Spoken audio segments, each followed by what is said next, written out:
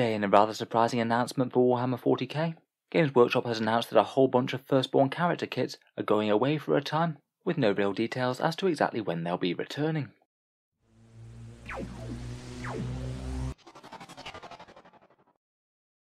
Hello and welcome back to Auspex Tactics, where today I just wanted to talk about the rather curious Games Workshop range rotation for Warhammer 40k, which really is looking like it could be one of the first major blows in stopping supporting certain Firstborn miniatures, or at least significantly reducing the amount of support that they give them. Basically, the main news is that Games Workshop is temporarily taking away 19 Firstborn Space Marine character kits. They say that they will return at some point in the future, but don't say specifically when, so for all we know right now, they're not going to be returning for years or decades. In the video, we'll talk briefly about the change in general, then talk through each one of the kits that's been removed, and talk a little as to how much it's going to impact each faction. So while it is pretty sad for Games Workshop to be reducing the support for Firstborn like this, I think it's really not too surprising, given their steady stream of new releases, without really retiring any miniatures, aside from ones that get a direct resculpt, say for example the Space Marine characters becoming Primaris versions. 40k's miniature range is absolutely enormous, and particularly the line of Space Marine characters is completely bloated just because Games Workshop knows that new sculpts sell, and they just slowly create ever more of a problem for themselves by adding more and more to it, because then they're left with a whole bunch of characters that perhaps don't sell amazingly well, but people still expect them to keep in stock at all times, for people who want to still pick up the old sculpt of certain niche miniatures like Brother Corbulo or Captain Tycho of the Blood Angels, for example. Those people will still exist, but I'm sure their sales are absolutely minuscule compared with, say, the new Primaris whatever that they release. Basically, they can't just keep on increasing the range of 40k miniatures forever, though people are going to be really quite unhappy if they just massively remove a whole bunch of beloved characters from the game.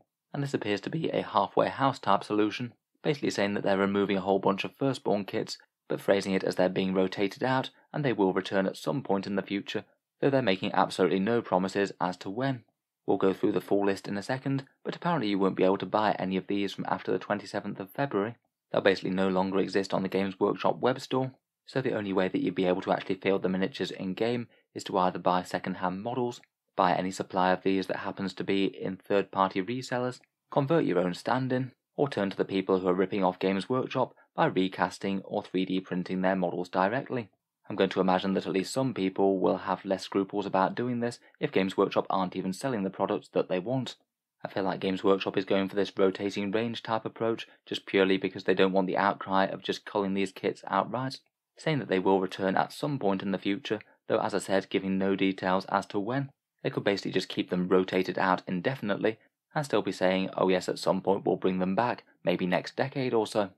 I'm not sure if this is just the first wave of a whole bunch of kits disappearing for a while, but I think it is quite conspicuous that in this first line of things that are rotating out, all of their chosen models just happen to be non-Primaris Space Marines. Most of them are old resin kits, but not all of them. There's a couple of plastic miniatures in there too, and I feel like they're the sort of miniatures that they really like to update to Primaris models, but obviously that takes a whole ton of time, effort and resources, and with such a massively bloated Space Marine character range, it would likely take a very long time for all those releases to come out, particularly as obviously they want to give some support to other factions as well, even though Games Workshop do like releasing loads of Space Marine models.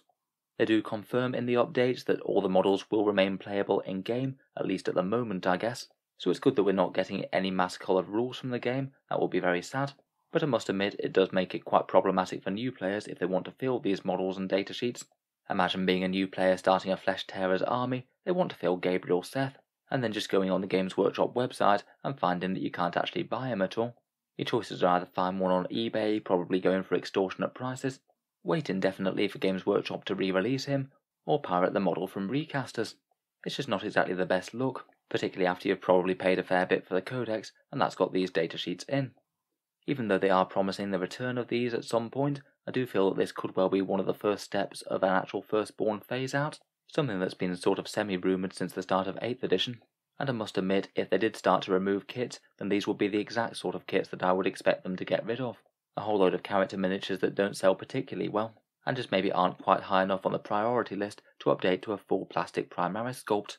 Even if they're perhaps not being removed for good, it certainly shows diminished support of the Firstborn range. So let's take a look at which models are actually going then. As I said, the vast majority of these are fine cast resin kits, though there are a couple of relatively recent quite nice plastic miniatures in here, which kind of surprises me.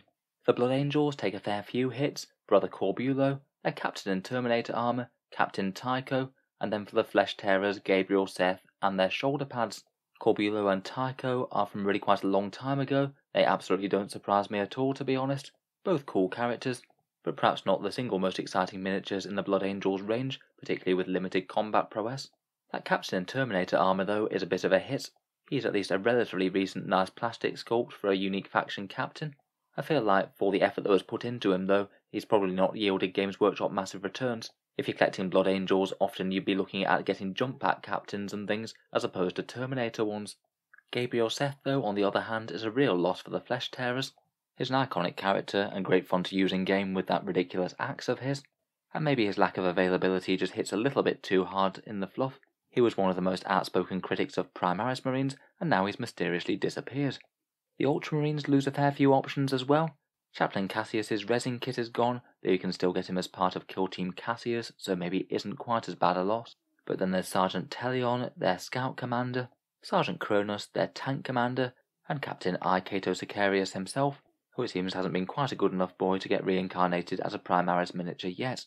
The Tyrannic War veterans are also gone. Again, maybe not the most surprising, as a fairly niche set of miniatures, but there were some fairly fun and fluffy sculpts. Next up, the Space Wolves are the other major chapter that takes a few hits. This rather ancient Rune Priest and Terminator armour is gone. Not really too surprised at that. That's one of the few ones that's really going off the old pattern of Terminator armour, the one from around about a couple of decades ago now. A Grey Hunter standard bearer, and probably the biggest hit is Lucas the Trickster with his Lightning Claw and leading the Blood Claws into battle. Probably some of the biggest names on the lore that have gone on this list though are Captain Lysander of the Imperial Fists and Pedro Cantor of the Crimson Fists, both much loved characters with a fair bit of backstory. That'll leave Imperial Fist with only Tor Garadon on offer at the moment, and no special character support whatsoever for the Crimson Fist. To be honest though, I wouldn't be too surprised if both of those at some point get reincarnated into Primaris form. It would seem like great choices for their respective chapters, and in particular I'd really love to see a new sculpt of Pedro Cantor. That'd be really awesome. For the Grey Knights, one of the relics of their previous range, Brother Captain Stern, is going. The White Scars lose their upgrade kit for a Khan on bike, the one with the power spear and buckler. I'd argue that's a little bit less of a loss. I feel like with a standard Space Marine bike kit and some fancy parts from the Vanguard veterans, you could easily make a version that looks far better than him. Perhaps for me, one of the single biggest surprises on the list is the Deathwatch Captain Artemis. I'm sure he's one of Games Workshop's least well-selling new characters that they've come out with, but he really is quite a recent plastic kit as they go. And as one of the few unique sculpts for the Deathwatch, it's really quite an odd choice, I think.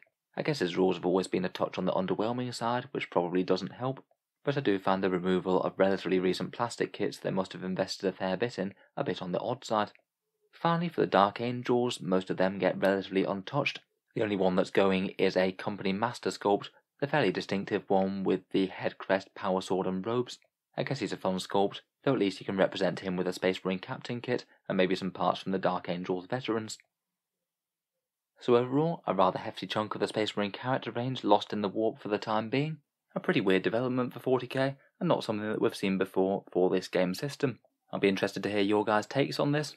Is it the start of something bigger for the Firstborn in general? Or is it just going to be a fact of life in the future that Games Workshop intermittently supports a whole bunch of their lesser bought kits, and they'll come and go fairly reliably and regularly?